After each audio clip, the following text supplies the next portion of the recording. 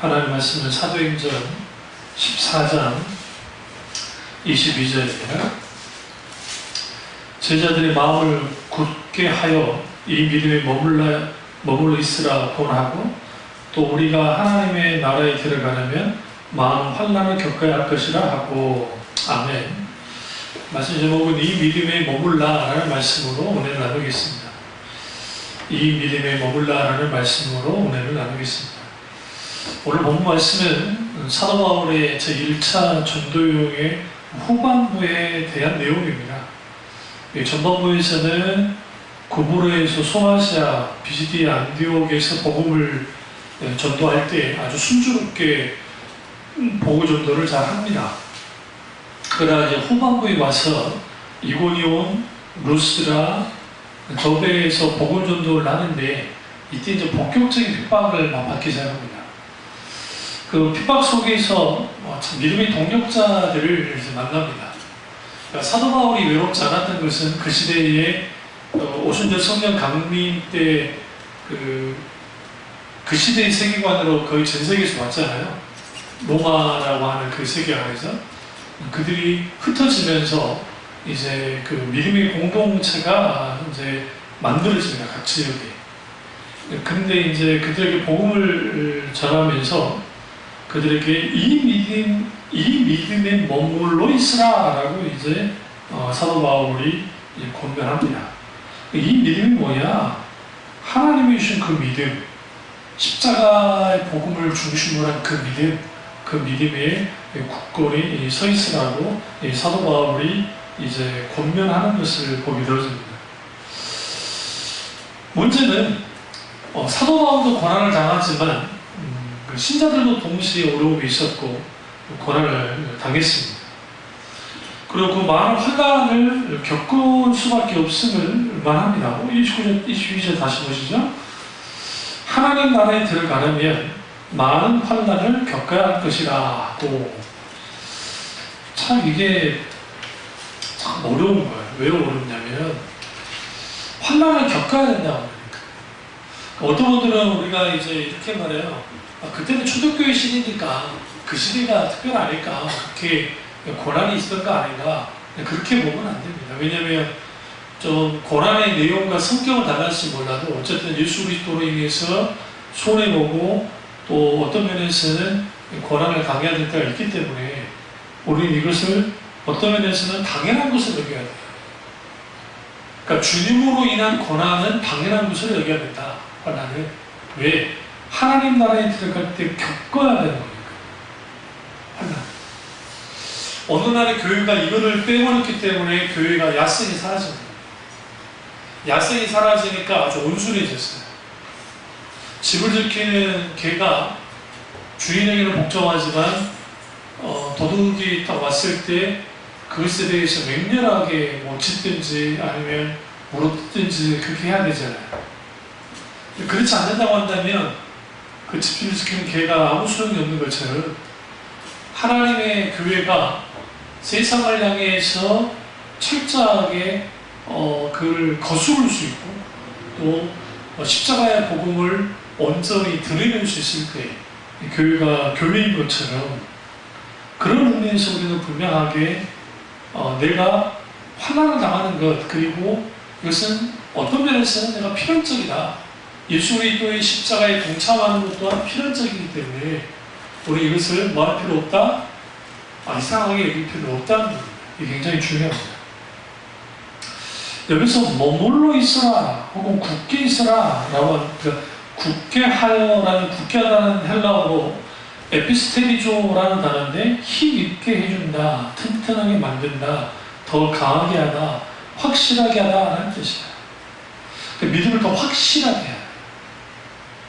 우리 믿음이 흔들릴 만한 상황이 많지 않습니까? 살다 보면. 그리고 들리는 소리에 하면 그게 좋은 소리들은 별로 들리지 않아요.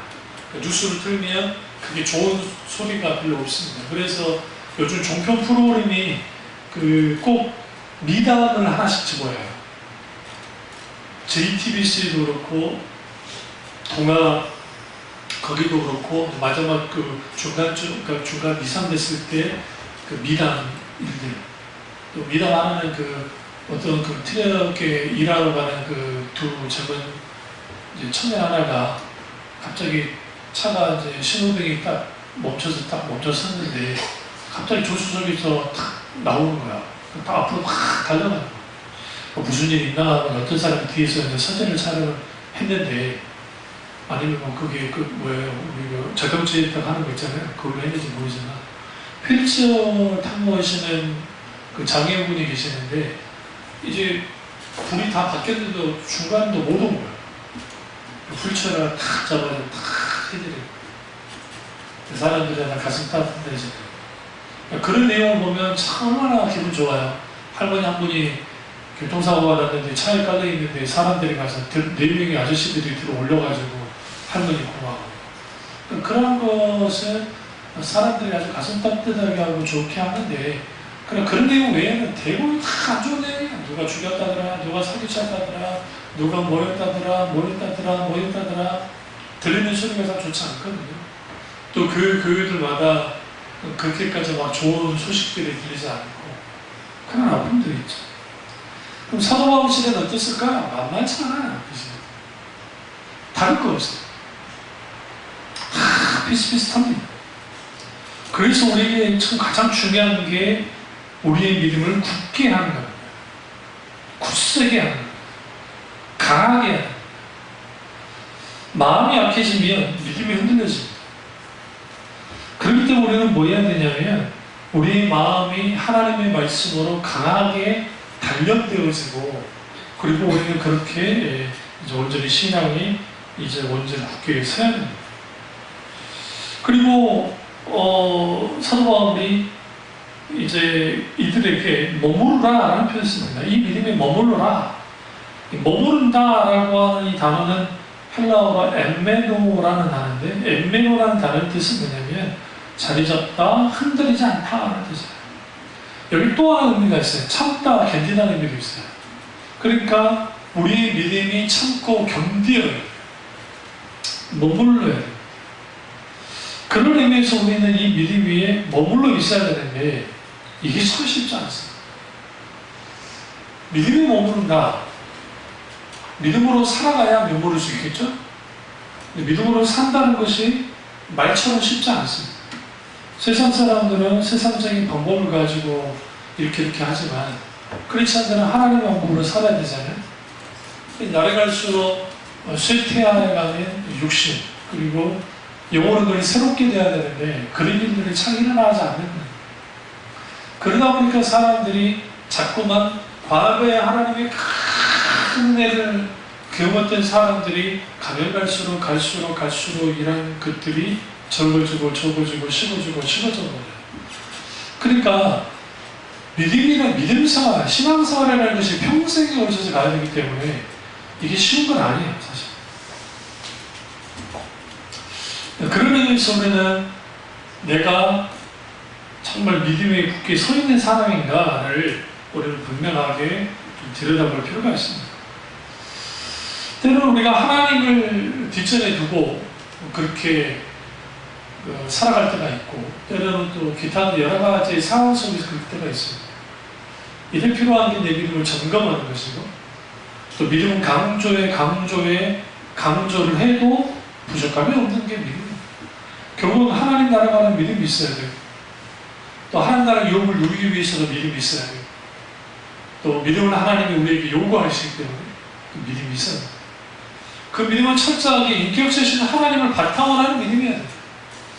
다시 말하면 믿음은 철저하게 인격체신 하나님께 두는 것이기 때문에 우리가 하나님과의 관계 속에서 너희 믿음이 바로 세워져요. 관계적인 믿음이다. 그런 의미에서 우리가 살아서 역사하신 하나님을 경험하는 것이 아주 중요해요. 그리고 우리의 믿음은 어떤 믿음이 되어야 되느냐? 하나님을 전적으로 신뢰하는 믿음이 되어야 됩니다. 하나님이 분명히 나를 향한 하나님의 뜻이 있고, 그리고 하나님은 내게 뭘 요구하느냐? 모든 것을 걸기를 요구하죠. 그게 히브리서 11장의 믿음의 사람들의 특징입니다. 우리는 믿음으로 모든 것을 하나님께 거해야 됩니다. 노아에게 방주를 주어라 했을 때 우리 축구 경기장 있죠? 축구 경기장. 그 축구 경기장의 한 배 반 정도의 크기예요. 방주 크기가. 생각해보세요. 지금 그 정도 크기는 어마어마한 크기입니다. 그거 요즘에는 그 정도는 우리나라 조선수가 세계 1위니까 그 정도는 뭐 쉽게 만들어요. 통으로 만드는 게 아니라 딱딱딱 조립하듯이 해가지고 이걸 또 붙여버려요. 그 어마어마한 기술을 갖고 있죠. 근데 과거에 노아 시대에 이걸 만든다는 것은 상상할 수 없습니다. 그러니까 노아는 뭘 해야 되나? 모든 것을 걸어야만 했어요. 에녹도 주님과 동행하기 위해서 모든 것을 걸어야만 했고, 아주 소중합니다. 신앙생활 할 때 왜 우리가 이렇게 그 영적으로 느슨해지고 안해지느냐? 소명 때문에요. 각자에 대한 하나님의 소명이 있는데 그 소명의식을 잃어버려요. 목사가 주로 어떤 소명감을 잃어버리면 삭분되는 것은 순식간이에요.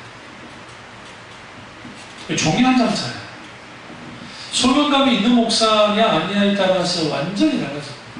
그런 의미에서 우리는 우리의 믿음을 지키는 데 있어서 믿음을 정말 굳게 하는 데 있어서는 이 믿음에 머물기 위해서는 내 소명이 어떤 소명을 갖고 있는지를 봐야 돼요.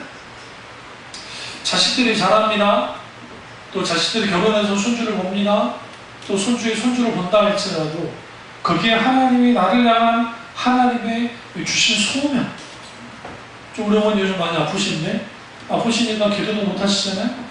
기도도 못하고 하시니까 아주 그 병마와 싸움이라고 아주 고생하죠. 어제는 좀 나아가지고 막 하셨다가 오늘 또 다시 아프다고 막 그러는 거죠. 우리 권사님 된 건 무리하시면 안 돼요. 연세가 제가 보니까 70딱 넘으시면 그때부터는 조심하세요. 근데 우리 어머니 이제 이쪽에 소명이 뭡니까? 교회에서 기도재단을 쌓고 목사님과 교회를 섬기면서 그런 거 아닙니까? 근데 이제 그게 할 수 없잖아요. 그럼 사람이 쭉 처지죠. 그러니까 그런 것처럼 오늘 우리가 하나님이 우리에게 주신 소명들이 각기 있는데 이게 안 되는 거예요. 제가 오늘 아침에 포도나무 교회 이제 청년들을 위한 세미나를 하는 걸 잠깐 들었었는데 그게 이제 새물교육과 관계된 분이 이제 강사로 공주대학교 교수 같은데요. 그분이 이제 젊은 분인데 설문조사를 쭉 해보니까 기독교 말고 이제 대학생들에게 언제든지 종교를 갖고 싶은 사람 몇 명이나 되는가 이제 기독교 다 포함해서 불교, 천주교, 기독교 상관없이 해보니까 30%예요. 우리가 30%가 적다고 생각하면 안 되는 게 현재 이화여대 연세대학교 기독교인 분포가 1.5%도 안 돼요. 그러니까 1.5%도 안 되는 것은 100명 중에 1명 정도가 그렇잖아요. 한두 명이. 거기다 미션 대학이잖아요, 어쨌든. 이화여대도 이화여대 신과가 있고, 연세대학교도 신과가 있잖아요. 그런데도 불구하고, 그것도 지금 제가 이 말하는 것도 조사가 좀 된 거예요. 근데 왜 당신은 그러면 교회에 좀 뭐 좀 나가지 않습니까? 라고 하면, 갈 곳이 없다는 거죠. 매스케비스 비춰진 교회는 아주 꼴통 보수, 태극기 부대, 이상한 거. 매스케비스 계속 떠드니까 교회가 다 그럴 거라 생각해요. 그나마 하나님을, 인격체 하나님이 경험한 사람들이 그러지 않겠지만, 천년들 입장에서 아주 민감하거든요. 그러니까 그 시설이 부정적이 되고, 이단들이 김기동 씨나, 그 다음에 이재록 씨나, 정명석 씨나 이런 사람들이, 이단들이 판을 치면, 그게 이단으로 보는 게 아니라 한 묶음으로 교회라고 생각하니까, 이미지도 좋아지지 않고. 그러니까 복음이 들어갈 자리가 없는 거예요. 과거 제가 신학을 할 때에는, 그때는 선교단체가 아주 넘쳐났습니다. 우리 엄마 CCC뿐만 아니라 그 외에도 여러 선교단체가 많았으니까 이름도 없는 선교단체, 자기들끼리 해서 만드는 그림들도 굉장히 많았고, 실제로 제가 두 군데를 참여해 본 적도 있어요. 신학생. 저랑 신앙적인 노선이 안 맞아서 제가 안 했던 것 뿐이지, 직장인들을 상대로 해서 거기 선교회를 만들어서 자기들이 그게 선교 모임을 갖고, 그리고 또 청년들이 음악하면서 뭐 찬양하면서 하는 그런 것도 있고. 그런데 요즘에는 그런 걸 찾아볼 기회가 없죠. 그러니까 이거는 과거의 추억이 되버립니다. 근데 우리가 믿음을 지키면서 살아간다는 게 쉽지 않은 세대가 된 것은 소명을 잃어버린 거예요, 각 교회들이. 소명감은 목사에게도 필요하지만 또 성도들에게도 필요합니다.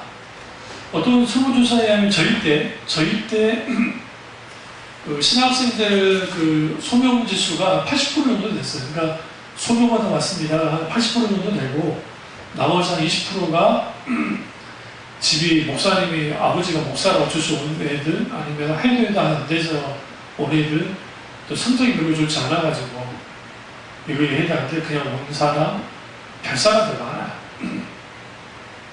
그런 사람도 있었고, 현재 우리 그 후배들은 소명 있는 게 40%가 안 돼요. 설문조사가 하는데 40%가 안 돼요.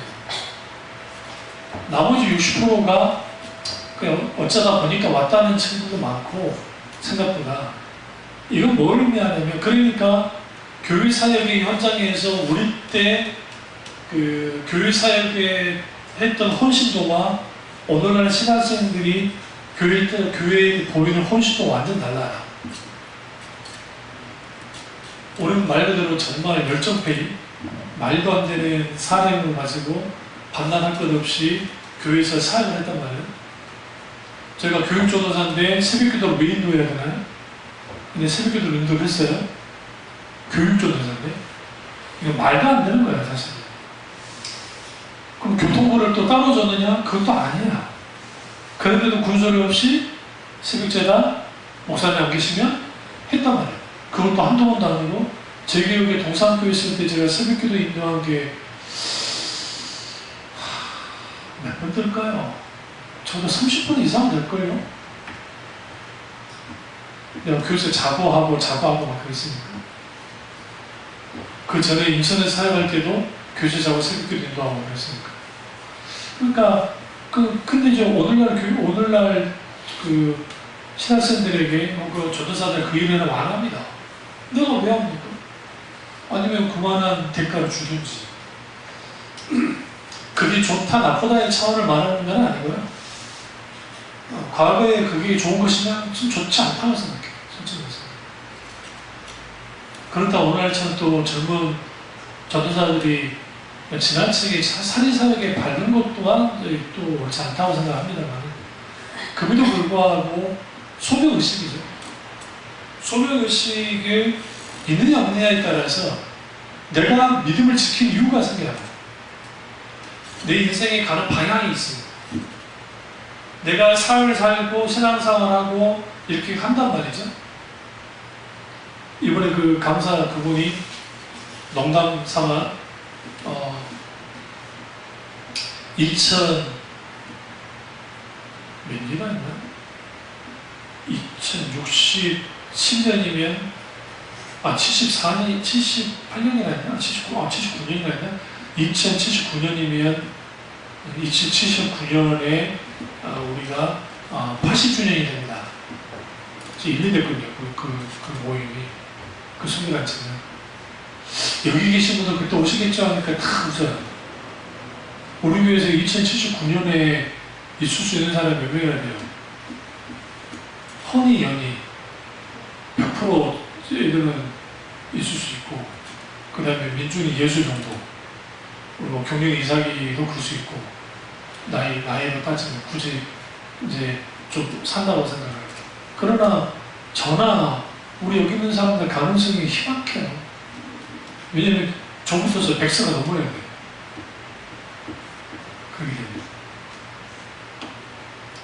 그러니까 우리가 그 소명을 가지고 살아갈 날이 그렇게 많지는 않은데, 사람이 그런 거예요. 그럼 왜 사도 바울이 이 믿음을 이미 굳게 서서 이 믿음에 머무르고 있느냐? 머무르는 이유가 그들이 소명을 잘 감당할 때, 사명을 감당하기 위해서 믿음이 필요합니다. 이 두 개는 같이 가요. 소명이 있는 사람들이 믿음을 소중히 여기고, 믿음을 소중히 여기고 갖고 있는 사람들이 소명을 가지고 살아요. 빚도 없이 어떤 것도 없이 그렇게 살아가는.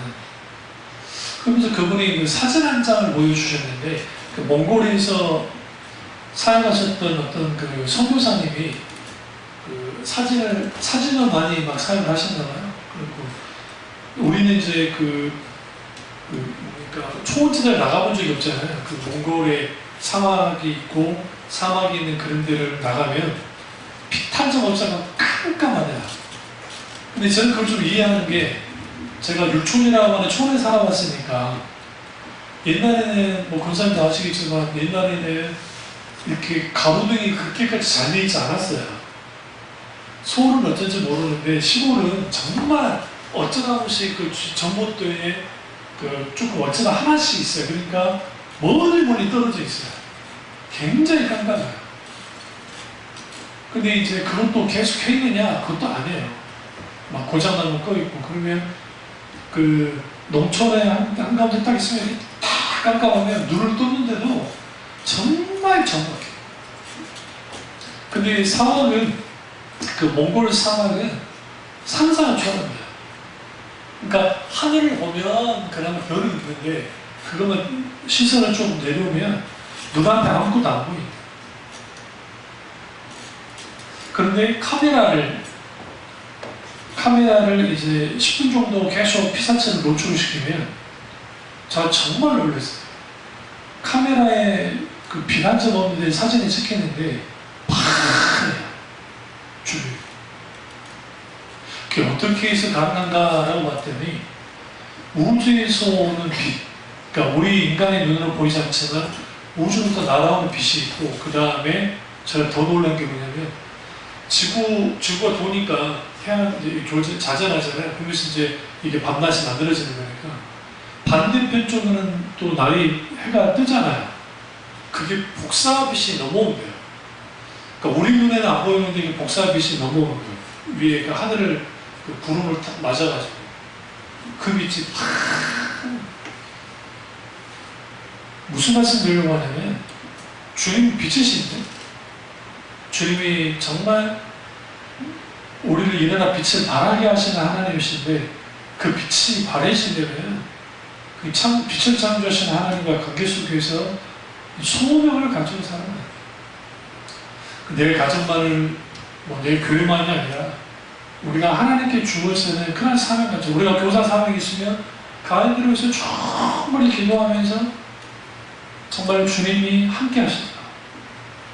그리고 그 교사 사명을 잘 감당하고 있는, 그런 의미에서 소명의식이 있어야 우리가 이제 굳게 사는, 믿음을 굳게 하는, 그리고 이 믿음에 머무를 수 있는 그런 하나님의 사람이 되는 것을 믿습니다. 그런 의미에서 우리가 조지 뮬러를 공부하시는데, 조지 뮬러 목사님 참 대단하시죠.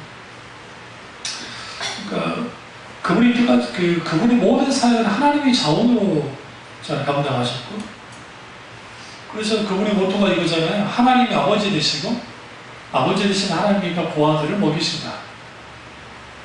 그러면 조지 뮬러 목사는 뭐 하는 거냐? 거기에서 일하는 종이구나. 그리고 하나님 앞에 그렇게 했을 때에 하나님의 놀라운 역사가 계속 있던 거예요. 뭔가 정말 재정적으로 문제가 생기려면 하나님이 정말 기적처럼 채우시고, 뭔가 좀 문제 생기면 지적적으로 생기시고, 그 일련의 과정을 통해서 하나님은 뭘 하시냐면, 하나님이 소명이 된 사망이든 하나님이 이루신다는 거예요. 하나님 원하는 동역이다. 근데 하나님 뭘 요구해요? 믿음을. 그래서 오늘 이 소아시아에 있는 이 교인들을 향해서 사도 바울이 우리가 믿음이 있어야 된다. 그 믿음으로 뭐 해야 된다? 이제는 이 복음을 전하는 사역을 잘 감당해야 된다는 거죠. 그런 의미에서 아주 소중한 생각. 그리고 믿음은 전적으로 하나님을 의지하는 겁니다. 제가 늘 말씀드렸습니다. 내가 하나님을 전적으로 의지하고 있는가?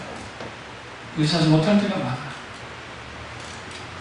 힘들고 지치고 낭망하고 넘어질 때 그때도 여전히 잡아주신 분이 주님이신데 그 주님이 나와 함께 하시면 좋은데 참 그렇지 못할 때가 있어요.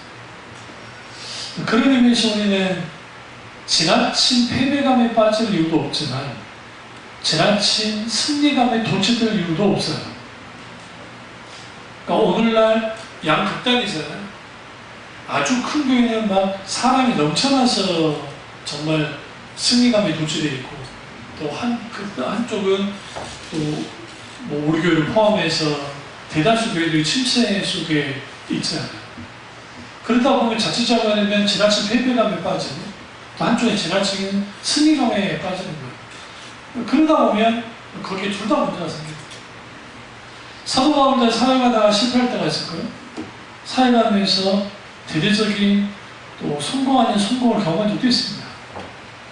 그러나 결국은 모든 것은 하나님의 뜻 가운데에서 실제로 된 것이고 그가 감당할 수 있는 것은 뭐였냐면 결국은 하나님을 전적으로 의지함을 통해서 많은 봉사를 하든 헌신을 하든 구제를 하든 어떤 것을 하든 믿음을 했다는 거야. 믿음으로 동행하는 게 없으면 믿음으로 전적으로 하나님을 의지하는 것이 없으면 하나님이 없어요. 다행인 것은 저나 여러분이 왜 다행이냐? 하나님이 여전히 살아계시는 거예요. 그리고 그분을 믿고 있다는 거예요. 우리의 불안함, 우리의 연약함, 우리 모든 것들 주님이 우리 가운데 뭐하기를 원하느냐면 한 생애를 주님이 허용하셨고 그 생애 가운데 살아가는데 결국은 저보다 하나님과 좀 신나게 뜨겁게 가슴 따뜻하게 친밀하고도 깊은 교제를 나누는 게 얼마나 꽤 제가 아시아 무슨 막 그런 헌터인가 막 그런 프로그램을 좀 보는데 그게 인도가 다시 나왔는데요. 그 인도 사람들과 관련된 그 일종의 그 축제이자 그리고 또 신을 향한 막 그런 건데 그게 이제 그 소예요, 소를 하는데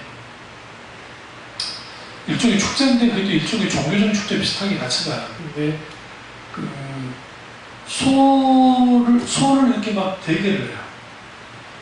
막 사람들이. 그래서 소가 앞으로 못 나가게 만들면 그게 상품을 주는데 그게 참 재밌는 게 거기에 막 바가지도 주고 우리나라는 받지도 않을 것 같은데 막 심지어는 막 저기 책장도 주고 그리고 뭐 선풍기도 주고 막 그러면 그걸 해가지고 사람들이 받아가지고 막 좋아하는 거예요. 근데 그러다가 또 소에 막 받쳐 죽을 수도 있는데도 불구하고 막 수백 명이 나가가지고 앞에서 거기서 막 그러면서 이제 우리나라 분이 그 기자는 아니고 VJ가 묻는 거죠. 왜 이거 하세요? 하니까 이걸 이렇게 쭉 하면 일단 신이 우리에게 축복을 주고 그리고 여기서 애군과 모든 것을 다 내고 덤으로 상품을 주지 않아요. 근데 상품을 못한 사람한테 물어보니까 당신 못하는데 뭐 어떡해? 괜찮다. 여기 참여하는 것만 해줬다. 지쳐가지고 붙고 나가는 못 나가게 하는 거예요. 왜 못 나갑니까? 행사가 끝나기까지 못 나갑니다. 앉아서 쉬우니까. 종교심으로 인한 신앙은 그렇게 일방적입니다. 무슨 말씀 드리려고 하냐면 그래서 종교심이 무서운 거예요. 지금 유대인 마을 메아샤림 지금 이스라엘 예루살렘의 메아샤림 유대인 마을에 있는 그 사람들이 아주 믿음이 좋은 것 같은데 그들은 그 전통과 그리고 그들이 믿는 하나님을 아주 가까이 합니다. 그런데 그들에게 있어서 실제로 뭐가 없냐면 인격적인 하나님과의 사랑의 교제, 하나님의 임재 없어요. 하나님을 알지 못해요. 경험한 적이 없습니다. 그들은 바리새파의 후손이기 때문에 다를 리가 없어요. 다를 리가. 근데 누들 로드라고 하는 다큐가 있는데 그게 5탄에 빵가원에 나오는 게 이제 예루살렘에 나온 거예요. 그래서 목욕병, 전병하고 안식일빵에 대해서 나왔는데 원래 뭐 제가 과거 뭐 교수님이 6월절 절기, 파스크 절기 때 빵을 태우는 막 의식을 한다는 말을 잘 들어본 적이 있었는데 실제 눈으로 언제 본 거죠. 유교문으로 반죽에 집에 남아있는 빵이 있죠. 빵을 공통 같은 데는 가져나와서 태워요. 그게 이제 왜 태우냐면 이제 무교전병 6월절 절기를 지켜야 되니까 누룩으로 발효된 빵을 먹으면 안 돼요. 6월절을 지키려면. 그래서 이걸 태우는 거예요. 그리고 이제 최초로 무교전병을 만드는 그러니까 우리가 말하는 빵집을 보여줬는데 야 대단하더라고요. 이 사람들이 이 반죽을 막 하고 난 다음에 이 발효될까봐 즉시 넣어서 구워요. 좀 나도 잘못하면 발효되시기도 해요. 만들어가지고 얼마나 정성스럽게 만드는지 해가지고 집어넣고 빨고 빼고 그러니까 어떤 집안을 다 보여줬는데 이 사람은 유대교인데 온 가족이 유대교 종교로 모여서 했는데 거기서 축복받은 게 거기 맞아 성찬식이 유대 문화 속에도 있겠구나 생각해보니까 애참했단 말에 속에 있으니까 그 아버지가 탈무드나 뭐 무슨 경전 하나를 딱 빼가지고 그걸 읽어요. 기도문 같은데 그러고 난 다음에 목요전병을 탁 빼가지고 일단은 다 큰 성인들한테 자식들 나눠주고 같이 먹는 거예요. 그러면서 이 빵을 주신 하나님께 감사하고 하나님이란 말. 그래서 우리가 우리 입술에서 하나님이란 말이 얼마나 많이 나오는지 한번 생각해 보고 있어요. 별로 없잖아요. 그런 종교적인 분위기 속에서 그럴 수 있다고 생각합니다. 적어도 우리는 뭐냐면 우리의 믿음이 이 믿음에 머물러 있어야 되는데 그 믿음은 하나님을 알고 살아가는 신앙의 본질에 속한 그 믿음, 인격체신 하나님을 바탕으로 하는 믿음, 전적으로 주님을 신뢰하는 믿음, 의지하는 믿음, 그리고 매번 새롭게 하나님께 뭐 하는 거예요? 순종하는 믿음, 혹은 의탁하는 믿음입니다. 그게 머물러 있어요. 우리의 신령에, 우리의 가정에, 우리의 교회에, 이 나라의 민족에 머물러 있어요. 매번 우리는 새롭게 하나님께 하나님을 신뢰하고 의탁해야 합니다. 하나님 그분에게 의탁하지 않고서는 살아갈 수 없기 때문이죠. 그러니까 우리는 대한민국은 어느 나라보다 물질적 풍요를 누리고 있어요. GDP가 우리가 36,600불이고 일본이 보루 경제에 무너지고 해서 원래 4만 얼마였다가 지금 38,000 몇백 불인가 되는데 별로 차이 안 나요. 이제. 일본도 제가 가봤지만 나라가 잘 살지 나라하고 재벌들 그 사람들이 잘 사는 거지 소위 말하는 소신이 그렇게 잘 사는 거 아니에요. 실제로. 우리도 마찬가지예요. 분명한 것은 뭐냐면 매번 주님께 의탁해야 된다는 게 어떤 것이 귀찮을 수 있어요. 그러니까 기복주의적인 신앙은 뭐냐면 내가 신을 놓지 않게 계속 내가 종교적인 행위만 계속 해주면 돼요. 근데 우리는 의탁한다 할 때는 나의 생각, 뜻, 의지, 계획, 방법, 나의 어떤 가치, 이런 것들을 하나님 말씀의 기준에 돌려놓는 것이 필요해요. 매번 내가 주님께 의탁하고 맞추고 발걸음을 그렇게 맞추며 나가야 되는데 그게 안 되는 거죠. 왜 안 되냐면 쉽지 않아요. 내가 어제 하나님께 의탁하고 영적으로 승리했다 할지라도 오늘 자동적으로 의탁해지는 게 아니에요. 내가 한번 믿음으로 하나님께 의탁하면 그것으로 자동적으로 연장되면 좋겠는데 그게 연장되지 않아요. 이게 오늘날 우리의 뭐냐면, 이게 이제 영어로 말하면 딜레마예요, 딜레마.